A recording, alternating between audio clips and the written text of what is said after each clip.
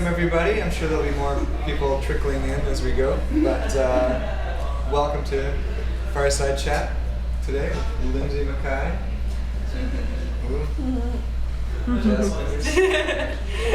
Spirit fingers. Jazz hands, spirit fingers is the difference. These are jazz hands. Yeah. Spirit fingers. So, I did this with Nate. Just a quick recap of like basic questions, but I like it, so we'll do it with you too. Mm-hmm. So, who? Lindsay McKay. Okay, not McKay. Not McKay. Don't ever make that mistake. Yeah. Okay, McKay. There you go. Probably has something to do with your Scottish heritage or something like that. Yes. Yeah. I am Scottish by heritage. And German. And German. So, yeah. Alright. Yeah. I know that.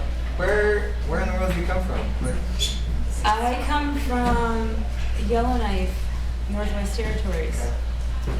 So It's a little further than. one time I was talking with Chelsea Dickey, another alumna at SSU, who came. No, not Chelsea. Chelsea was in the conversation. It was Kate Baker and Chelsea. Kate Baker, another, who'd come from San Diego when she arrived for her first year via Texas, via all kinds of places. But anyway, we decided to try to figure out which is further from St. Stephen, San Diego, or Yellowknife. And well, you think San Diego would be the answer. It isn't. As the crow flies, Yellowknife is further away from St. Stephen than San Diego. Because we were kind of arguing over who was the student from furthest away at that point in time. This is after Ziyun had graduated, so she was no longer in the running.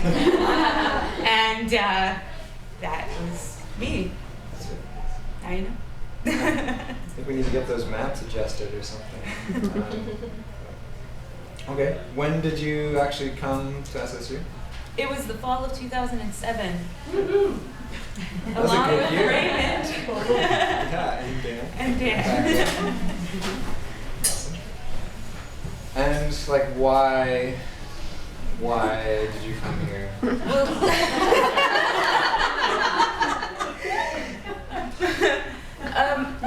There was an institute run. Institution? An institution. Yeah, the institute. I was one of the institutionalized ones. There was an institute of contemporary and emerging worship studies run through SSU for a few years, and that's what originally drew me here. You call them the issues students. Yes. Because of ICEWS issues. The issues. Yeah. Sorry, I just had to remind you. Thanks, Raymond. So, if you can do the math, then Raymond and I have been friends for 9.5 years, which is one of the reasons why I asked him to interview me, because he could add little tidbits like that to the conversation. And you're welcome. Thank you.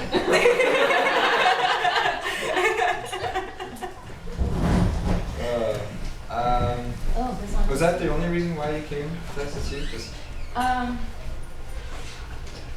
come up on the wrong side. oh, wait for that for later.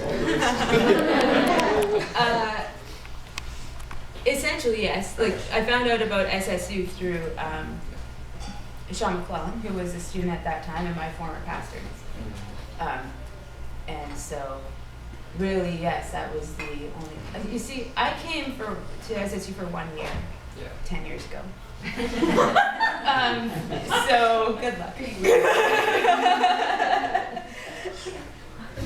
Yeah, that's really what I was kind of asking. I wanted to capture that little. Like, I wasn't came from gonna one state I had where- zero interest in doing a BA. Yeah. I was gonna be a pastor, which, you can do with a BA, but I was, imagining a more like Bible college-esque path for myself at that time. Yeah. And then you wound up. I mean, maybe you already loved literature before that, but then you wound up falling in love with literature and and theory, and you went on to do your master's, Yes. and now you're back. I did. Teaching and working. And, Yeah. So which kind of, in some ways, I think could lead us into, I mean, this quote, for one. This quote. From Virginia Woolf. Yes, Yeah. I did. Many of you will know I did my undergraduate thesis on Virginia Woolf. And this is one of my favorite quotes of all the literature I've read. And it's a substantial list. Not as much as Agnes, though. Agnes has read like everything. She always had the feeling that it was very, very dangerous to live even one day. And I could break that down for you, but we'd be here for a few hours. So let me say this: it's that sense of truly living, of truly engaging, and of being in the moment where you are, with the force of everything that you are, where you've been, and the people you've met behind you, grinding you in the moment.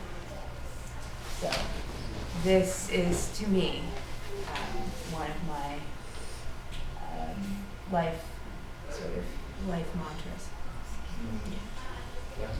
Which, again, I think leads beautifully into what we want to talk about. Yeah. Should I reveal the next photograph? I mean, that's... You already did. I can re-reveal it. See it? Maybe, yeah, okay. Bam, there it is. This is my Throwback Thursday.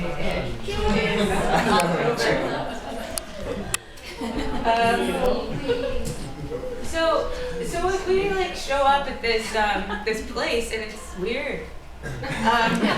Joel stands up at it was either during orientation or at chapel or something, but I remember being in this room and he invited everybody to his wedding, and I thought, this is strange, I met you like 2 days ago.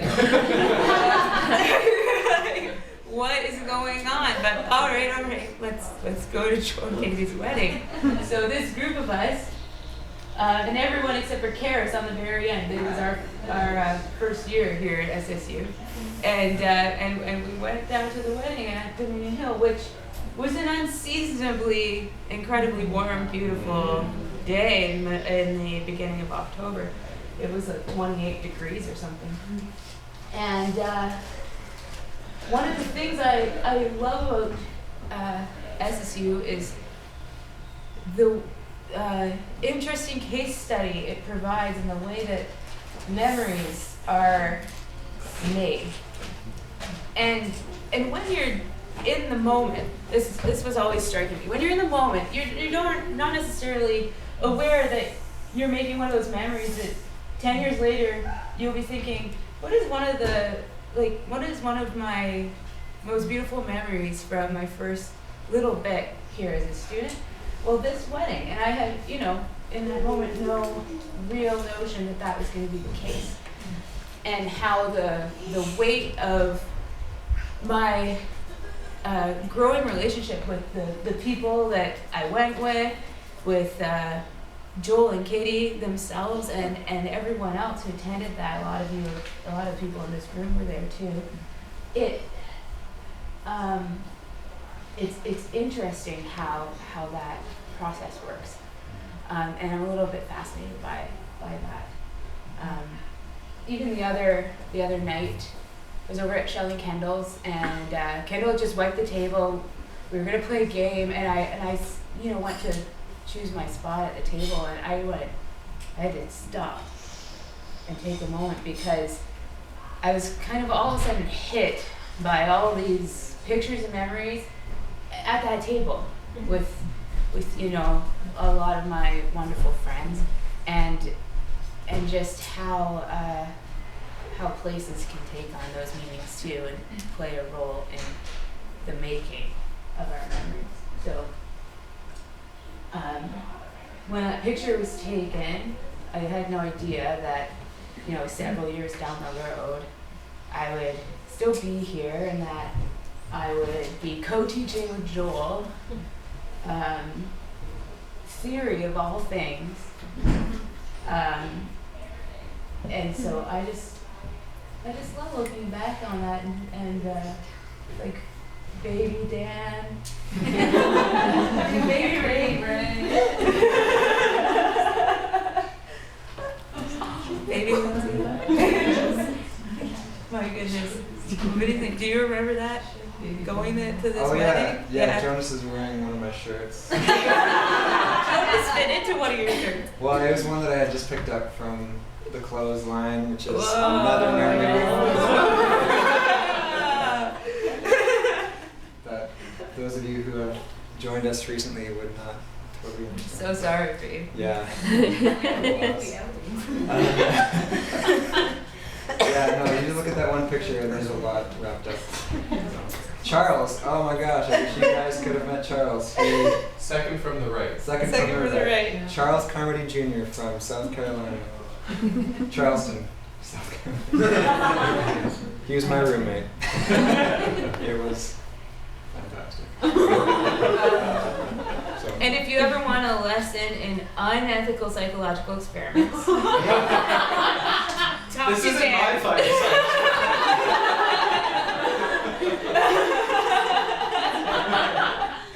Suffice to say that Charles had to shave his head and he didn't really have the head for it. That's true. And I think this is still brought up in Walter's class as an example for an adult. I didn't understand who the perpetrator was, or if he ever visited our school, or anything. Guys, my I gosh, still passed okay. my ethics exam. Maybe don't put this on YouTube till after Dan writes the book. It was his first year. You knew an old baby oil and shampoo would go so far.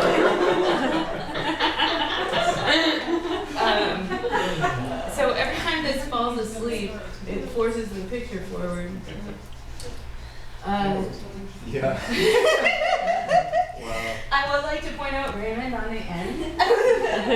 And to Raymond's left, all right, that's Dan in the yellow shirt. Yeah. Dan was very popular as this welcome that we received in Loa, because he is so tall and white. There are a lot of pictures of him with like young, early university, maybe high school Filipino girls coming up to his elbow. Anyway, John Evans said to us, we need a snappy number to present when we visit places. And he said, but we can't be guaranteed, he said, that there will be instruments. So it has to be a cappella. Note the full sound setup behind us. We chose the arrangement of Oh Happy Day from Sister Act 2. Yes. I think you all should do it. We don't We have can't do it without Kyle Jasper.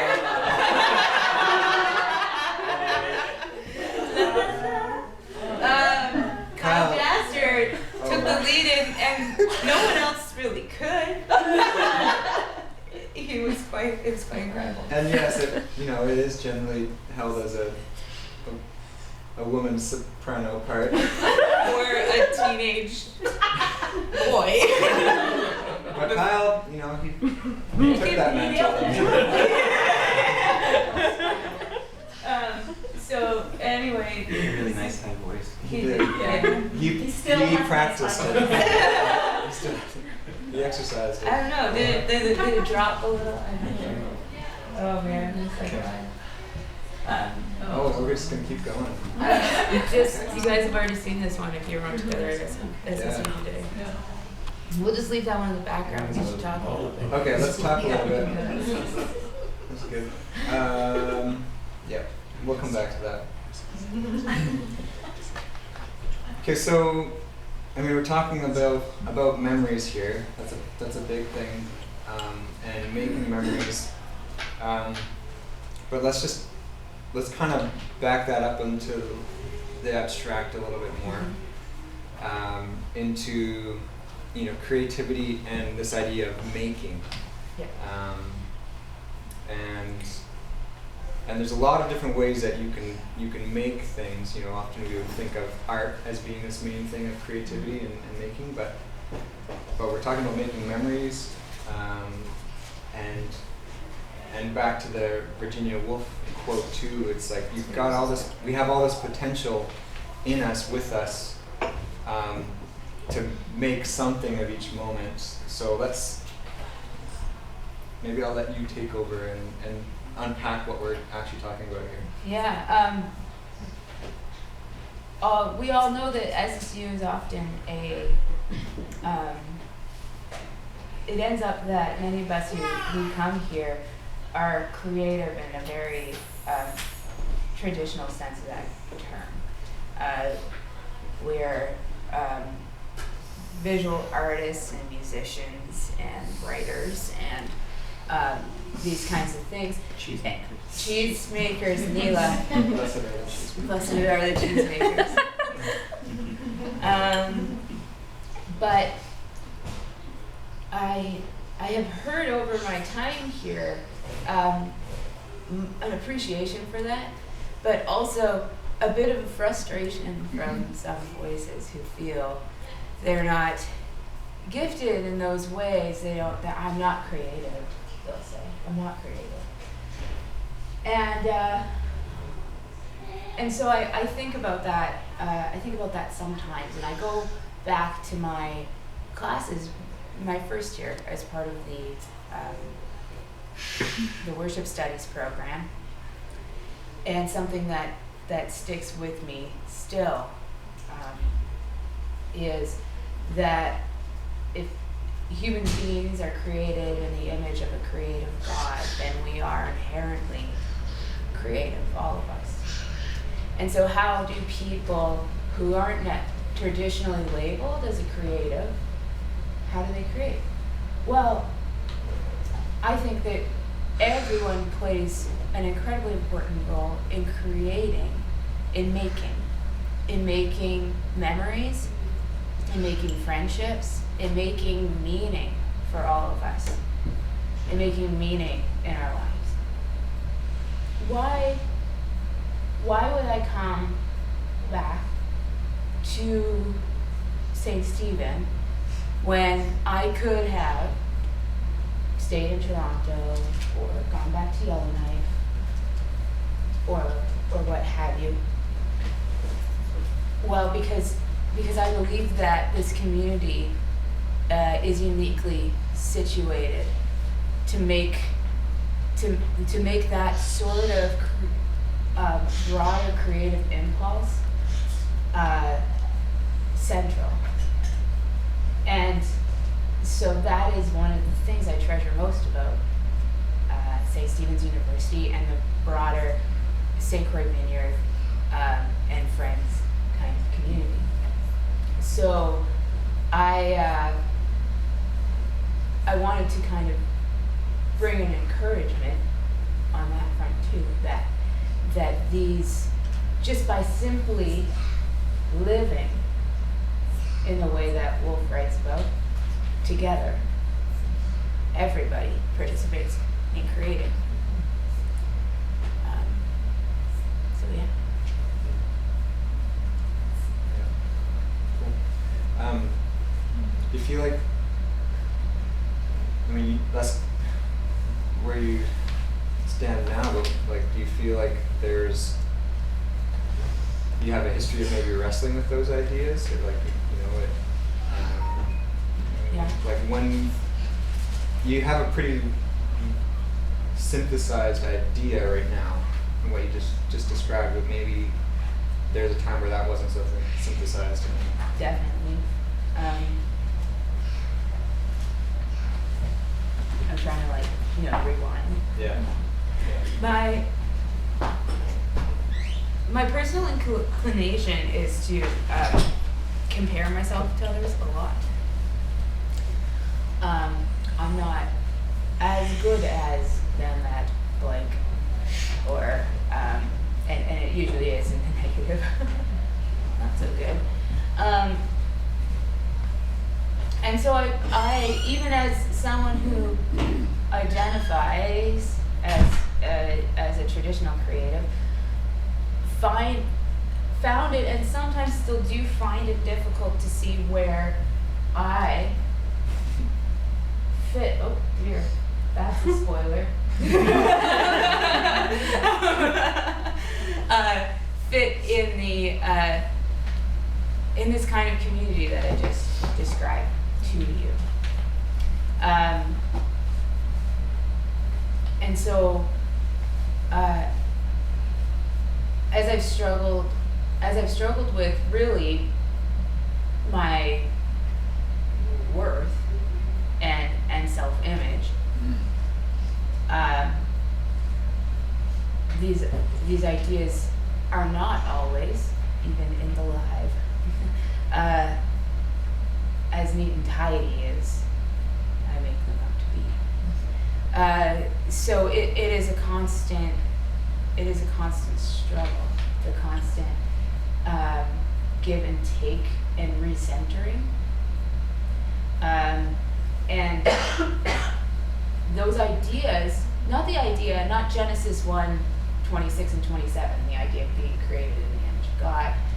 I had known that verse for years, like probably, Sunday school kind of memorization stuff. But it didn't take a seat in my heart until I was part of this community. And so there are moments where that nugget is true. That's the thing. And there's moments where I lose sight of it and lose faith in myself. Very rarely others. Mostly myself. I don't know if that got there, but. And also I'm hearing it's a journey. You're working that stuff out. We have to work this out for ourselves. Yeah. And kind of, in some ways, in a big picture way, I am creating, but what am I, what am I making? What am I creating for myself? And there's so much potential. Yeah. Kind of back to this idea of memories and meaning and again, abstract making being connected to meaning. It seems like there's, in the abstract again, there's a direct correlation, they're just kind of absolutely connected. And I guess you can see that connection in traditional creative works, art. We're always wondering what's the meaning in, the Virginia Woolf, quote that you had up there earlier, or in this painting, or but we're constantly making meaning, and creating these memories. That's also, those are very connected too. So, how about we put more hands and feet on this idea and say, okay, you talked about your own experience, and we've talked around some of the pictures, but how does this work in the context of actual people and community? When we're making stuff, we're connecting with others. And do you feel like you can run with that a little bit? Yeah. The core of, I think one of the main pillars of this idea is shared experience. And so that's what I would say to that question is the tension of your internal struggles, and then but also and always happening at the same time, shared experience with other people. And we have this interesting sense of shared experience in a community like SSU. Sheila and Dan, I think you were part of the initiative, just started this SSU alumni Facebook page, which some of you aren't alumni, so you're not on it, but you know, your day will come.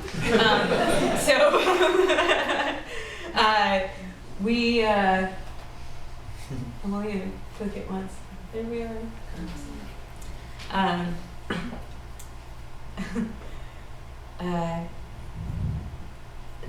There's this interesting feeling of shared experience with literally a couple of hundred people I've never met before in my life. But again, that kind of brings me back to the place, you know, because we have this building in common. We've got Peter Fitch in common, and you know, some of our longer standing community members. Do you like the way I put that? We have the pictures at the wall in Carcassonne, which don't get to happen in the new one, in the new format. Jeepers. There's a tradition. For many Europe trips, it was a tradition to take a picture at this entrance, this particular entrance to Carcassonne. And this is our Europe trip in 2010. Dan and Raymond were on, and Walter is somewhere in this picture. I'm way at the back there. But it's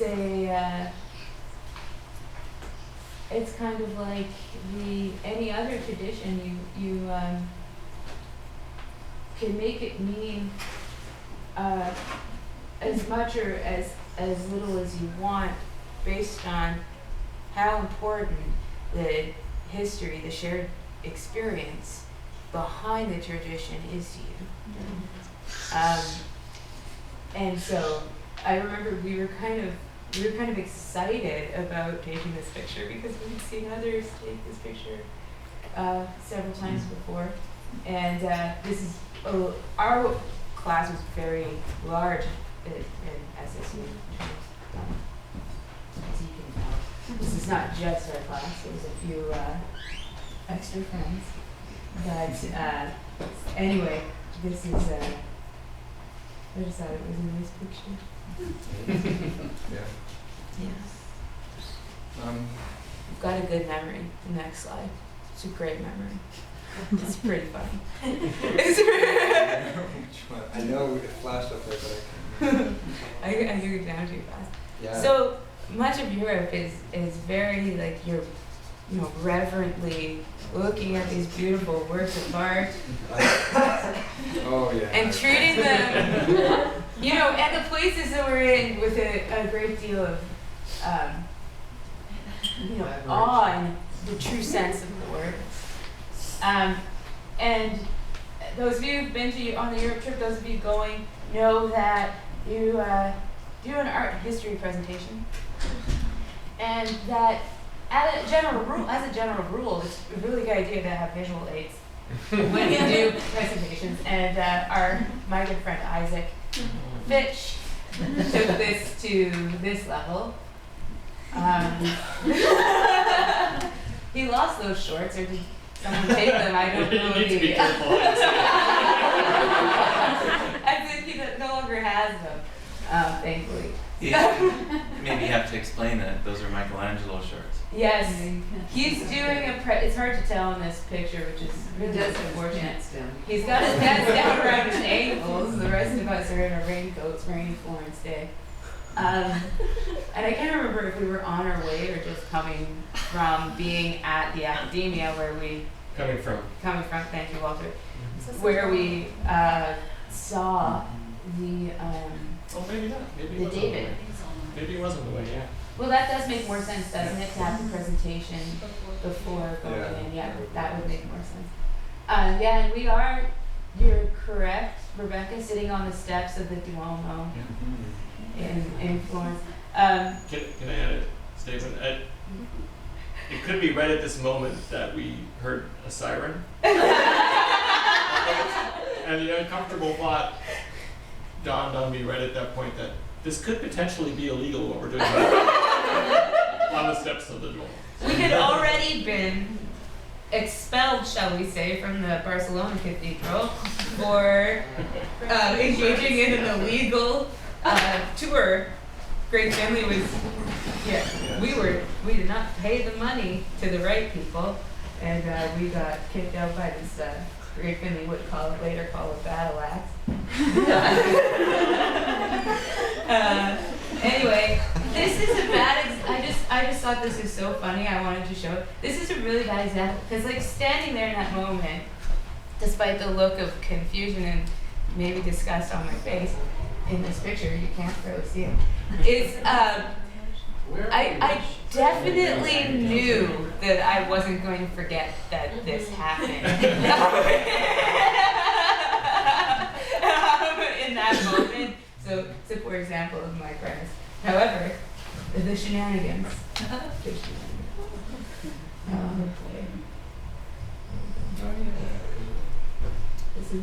This is the final picture. I'm happy to hear that the fourth years are carrying on this tradition this year. I think it had sort of fizzled a little bit, but there are brunches being hosted by Nate and Stefan, I understand. So, yeah. But Brent Bilski's over the topness in love is not a new thing. The fourth year breakfast after this one was hosted at my small apartment, which is where Malcolm and Lauren live now, and we had like 30 people in there.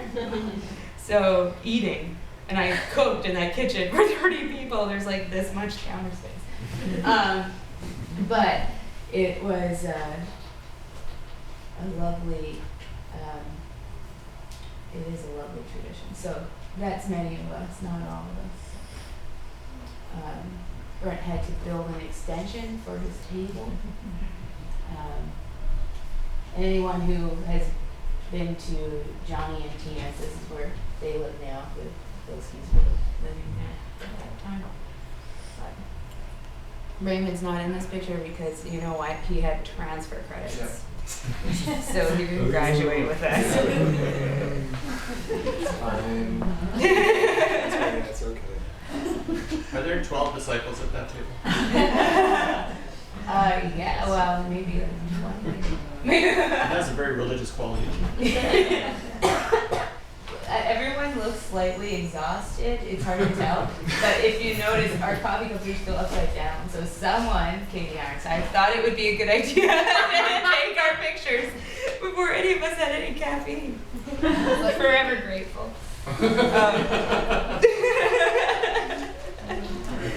Yeah. We have a few minutes left before we need to go. You can use that time for questions or thoughts or responses or further thoughts from you. I have one more thought, Okay. and then I would love to hear from people.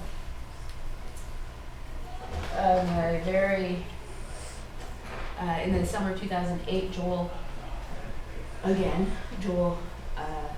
presented at SCV this beautiful poem he wrote called The Brendan Voyage, about the voyage of St. Brendan the Navigator.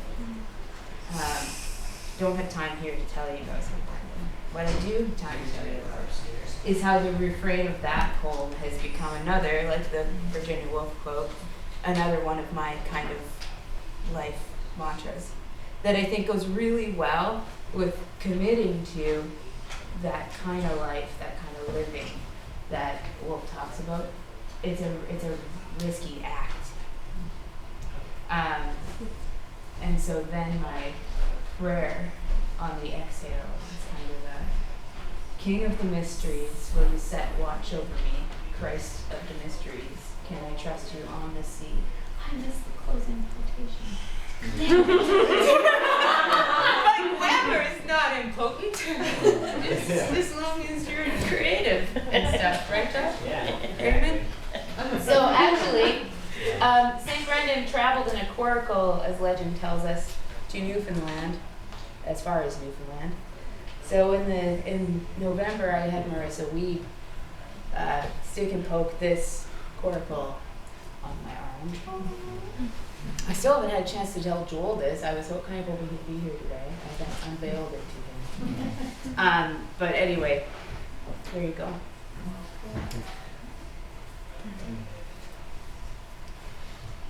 Thanks for sharing.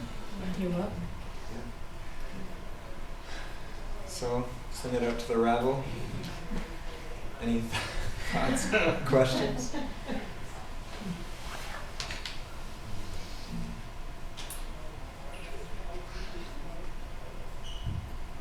Any rememberies?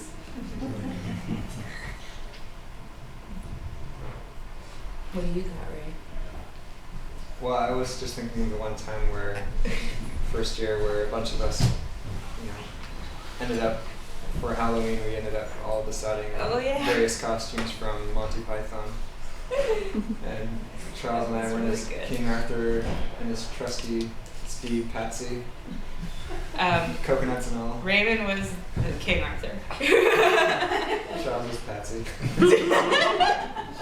Which again makes perfect sense. And then you, Brianna, and Marielle Chipman.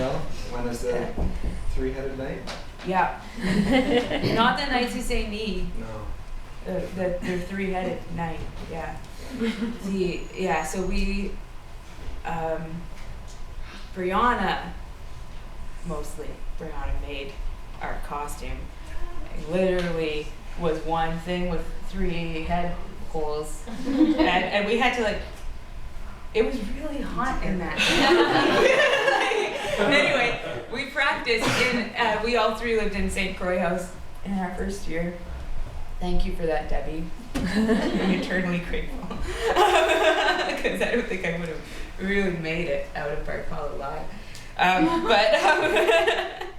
We literally practiced dancing before it was even finished. We decided who was going to be in the middle, which was me, and practiced coordinated dance moves so that we could dance as a three-headed knight without looking silly.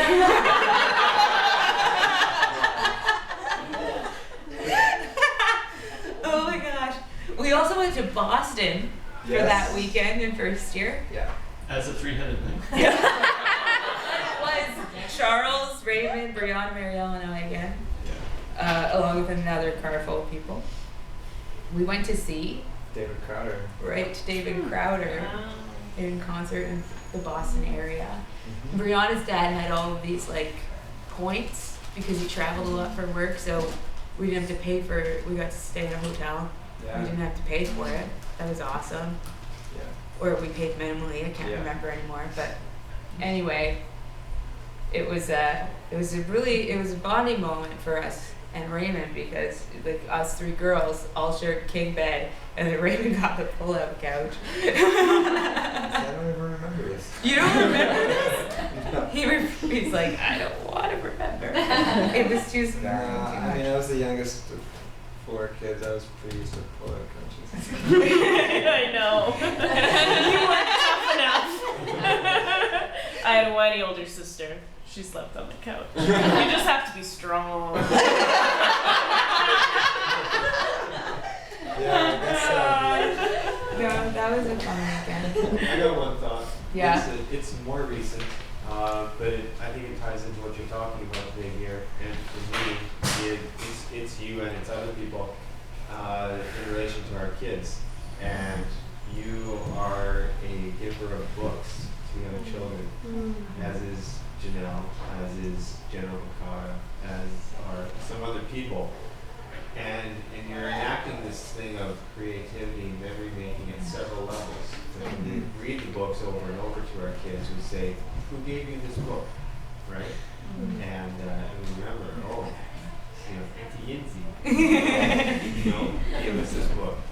And then you're instilling creativity and memory making in the future, the memories of us and the kids reading those together, the creativity that span forward, the memories that their children will have later in their life. I got these great books that I've had with me forever, right? Unless they have trashed them already. Some of the ones you lent to us, and then we have to buy them. And they've read over and over and over.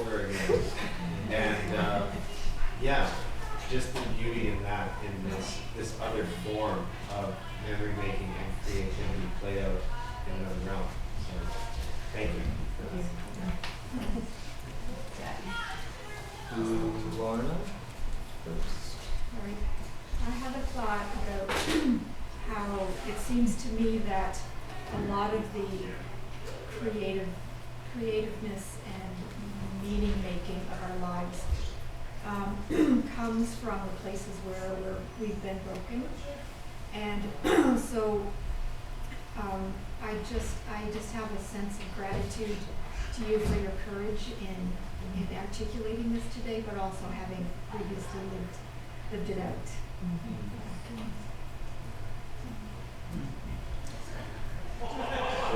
I was going to ask you, you talked about being creative, and many people that come here are creative. Then you talked about people that say, I'm not creative. I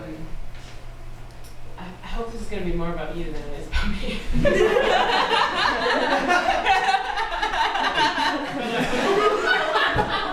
I'll answer either way, maybe. Did you ever struggle with being creative but feeling stifled here because everyone is so creative? And and how did it take leaving and coming back to kind of be able to express it more? Maybe some certain people leaving.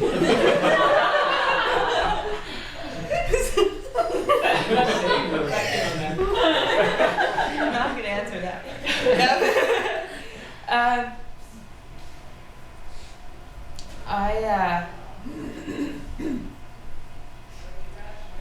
I called it the 2 years that I wasn't here. I jokingly called them the dark years. There's that's quite literal because I was like in hell and it's dark there in the winter.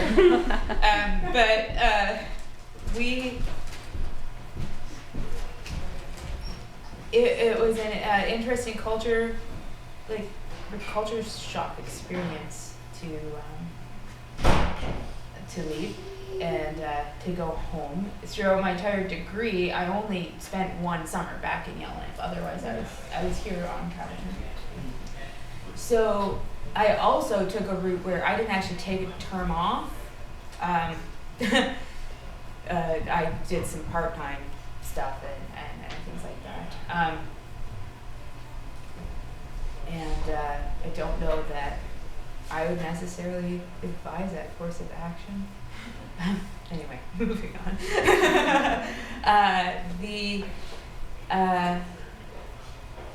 In it, the first year and a half when I was back home in Illinois was very painful. Like I had a lot of trouble. Being away from this incredible support system. I felt like a bit alienated because of the ways in which my engagement, especially with my faith, had changed over the 4 years as a student here. And but I knew I needed space to decide whether it was the right thing for me to continue education and so on. So during that time, it was like, in hindsight, yes, that space away helped me to really reconnect with some things I think I had actually lost connection with a little bit. Here. Because before, I remember I mentioned I struggle so much with comparing myself with other people that if in my estimation I'm not as talented as somebody else, you defer over and over again. And even if you're not perceived to be less talented than another person by others, that doesn't really matter in that moment. So I still struggle with this, but I do think like reconnecting with my creativity did happen a little bit in those couple of years. mostly because I've been gone for so long that people who I trusted that had been part of my life for a long time were telling me all about how much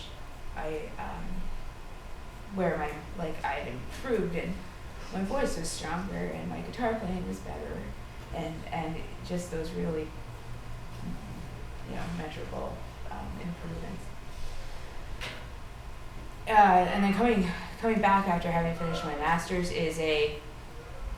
has been a gift. I never ever would have thought that it would have been as I was supposed to be here for like 2 years. That was 4 years ago, almost 4 years since I moved back. But I'm settling. It's not a settling. I'm settling into it in a really purposeful way. Not like, oh, I'm just gonna settle for that, but like roots. And again, all because I took the space. I think if I just stayed, I don't think it would have worked.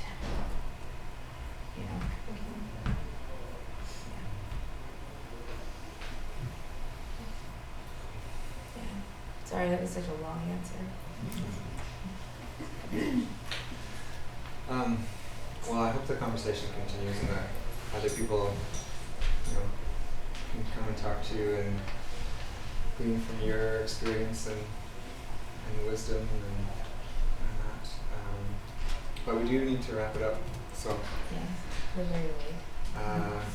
Thanks for this time, but then for all the times we've shared. Well, Yeah.